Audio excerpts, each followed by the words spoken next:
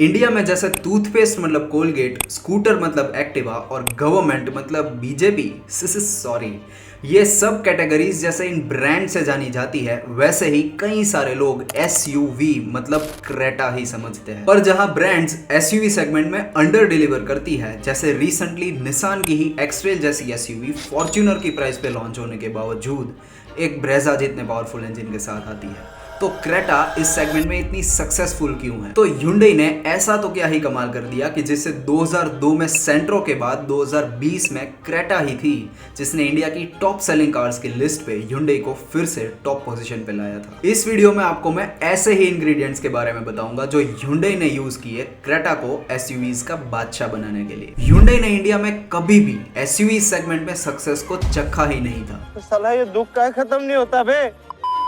India में entry लेने के 7 साल बाद 2003 में Hyundai ने अपनी पहली एसयूवी टेरागन लॉन्च की थी और उसके 2 साल बाद 2005 में उसकी छोटी बहन ट्यूसो को।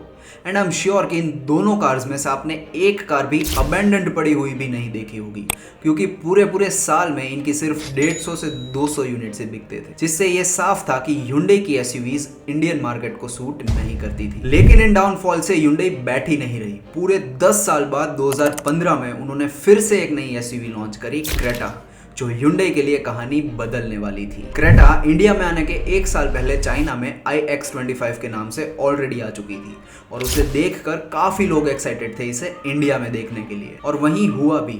इसके लॉन्च के साथ ही ये बहुत सक्सेसफुल हो गई थी, जिसका एक बड़ा रीजन ये था कि उस टाइम इंडिया में उस जैसी कार कोई थी ही नहीं। हाँ, कुछ लोग शायद ये कहेंगे कि रेनो की डस्टर तो थी, लेकिन वो इसके सामने काफी बूढ़ी दिखती थी, जबकि क्रेटा Hyundai की फ्लूइडिक डिजाइन पे बेस्ड थी, जो इंडियन कंज्यूमर्स ने वरना में देख ली थी और लोगों को पसंद भी आती थी। देखते ही देखते ये हर महीने टॉप 10 कार्स की लिस्ट में भी आने लगी थी। इनफैक्ट इसके सिर्फ 12 महीनों में 1 लाख यूनिट्स भी बिक गए थे, जो रिकॉर्ड पहले डस्टर के पास था 14 महीनों का।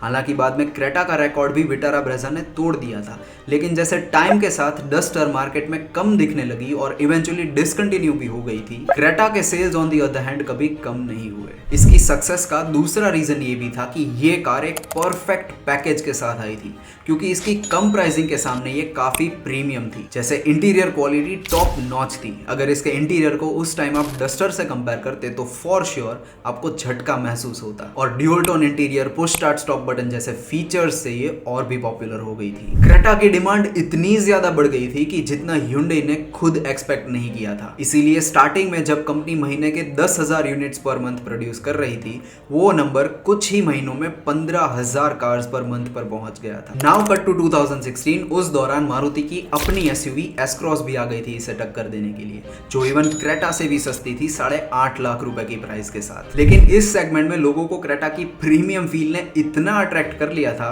कि उनको उससे नीचे कुछ पसंद ही नहीं आ रहा था, जिससे इवन मारुति को भी एस-क्रॉस के साथ टारगेट सेल्स अचीव करना मुश्किल लग रहा था। वैसे एस-क्रॉस के ऊपर भी एक अलग से वीडियो बन सकता है। 2016 तक Hyundai ने इंडिया को अपने लिए एक एक्सपोर्ट हब भी बना लिया था। जितनी कार्स ये इंडिया में बेचते, उसकी 30% कार्स ये दूसरे डेवलपिंग देशों में भी एक्सपोर्ट करते थे, जिसका मतलब था क्रेटा भी अफ्रीका और मिडिल ईस्ट कंट्रीज में एक्सपोर्ट हो रही थी और इसकी पॉपुलैरिटी और ज्यादा बढ़ रही थी। उसके 2 साल बाद 2018 में ये थोड़ी पुरानी लगने लगी थी, जिससे इसका फेसलिफ्ट लाया गया नए 1.4 लीटर के पेट्रोल इंजन के साथ, और तब से चीजें और ज्यादा बेहतर होने वाली थी। क्रेटा की सेल्स इस फेसलिफ्ट से और ज्यादा बढ़ गई।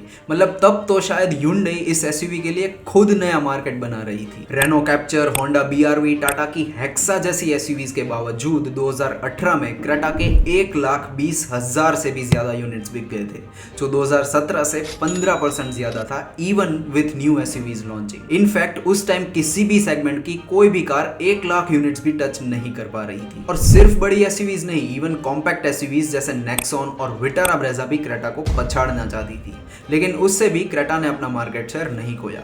मार्केट शेयर तो छोड़ो, 2016 और 17 में तो ये हाईएस्ट सेलिंग एसयूवी थी, और 2018 में भी काफी कम मार्जिन से ये दूसरे नंबर पे थी विटारा ब्रेजा के बाद। 2018 के बाद से तो Hyundai रेगुलरली कुछ ना कुछ अपडेट्स चुपके से क्रेटा में लाने लगी थी, जो पब्लिकली लोगों को ज्यादा पता भी नहीं था। अगर आप में से किसी ने तब ये खरीदी होगी तो शायद आपको मालूम होगा या आपने एक्सपीरियंस एक्सपीरियंस किया होगा सेल्समैन को नए नए फीचर्स जैसे रिमोट ऐप कंट्रोल या कैबिन एयर प्यूरिफायर के बारे में बताते हुए। ये सब चीजें उसे नई रखने के लिए हो रही थी। बट चाहे कंपनी जितने भी चेंजेस करती, आखिर में तो ये एक फेसलिफ्ट ही था, यानी बहुत बड़े चेंजेस इंटीरियर या एक्सटीरियर से नहीं किए गए थे।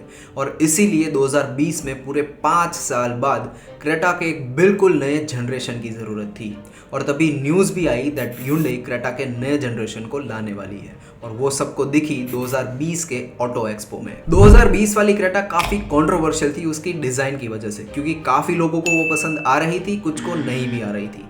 लेकिन डिज़ाइन से हटके वो अट्रैक्टिव इसीलिए थी क्योंकि इसकी प्राइसिंग ऑलमोस्ट पुराने जितनी थी, जबकि बाकी कंप्लीटली एक नया अवतार था। बट इस बार उसे टक्कर देने के लिए किया सेल्टोस खड़ी थी।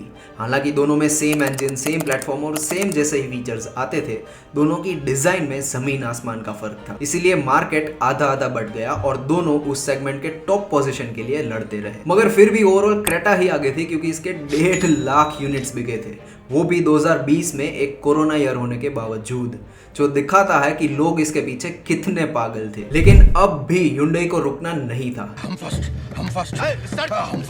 इसके 3 साल तक अच्छा परफॉर्म करते रहने के बाद 2023 आते आते मिड साइज एसयूवी सेगमेंट काफी कॉम्पिटिटिव हो गया था हेक्टर, टाइगन और सेल्टोस जैसी कार्स के साथ। ऊपर से कंज्यूमर नीड्स भी बदल रही थी, अब उनको नए फीचर्स और एडास जैसी टेक्नोलॉजी भी चाहिए थी। एंड ग्लोबली भी 3rd जनरेशन क्रेटा लॉन्च हो गई थी, जिससे इंडिया में उसकी कमी महसूस हो रही थी। And after all India Creta का one of the biggest market था, इसीलिए उन चीजों को अनदेखा ना करते हुए 2023 में 3rd जनरेशन क्रेटा को इंडिया में लाया गया। स्ट्रेंजली ये जनरेशन अपनी सेगमेंट में और ओवरऑल इंडियन कार मार्केट में आज भी झंडे गाड़ रहा है, क्योंकि जुलाई 2024 में भी क्रेटा ही इंडिया की टॉप सेलिंग कार थी with more than 17,000 units sold. क्या गजब की जर्नी रही है Hyundai की क्रेटा के साथ इंडिया में, कि उसे लॉन्च करने के बाद Hyundai ने कभी मुड़ के नहीं देखा। और मेरे हिसाब से तो ये कार ऑल टाइम के लिए राज करने वाली है। वैसे आप क्या सोचते हैं, क्या क्रेटा अनबीटेबल रहेगी या कोई और कार उसकी जगह ले लेगी? बताइए कमेंट्स में and subscribe for more such videos.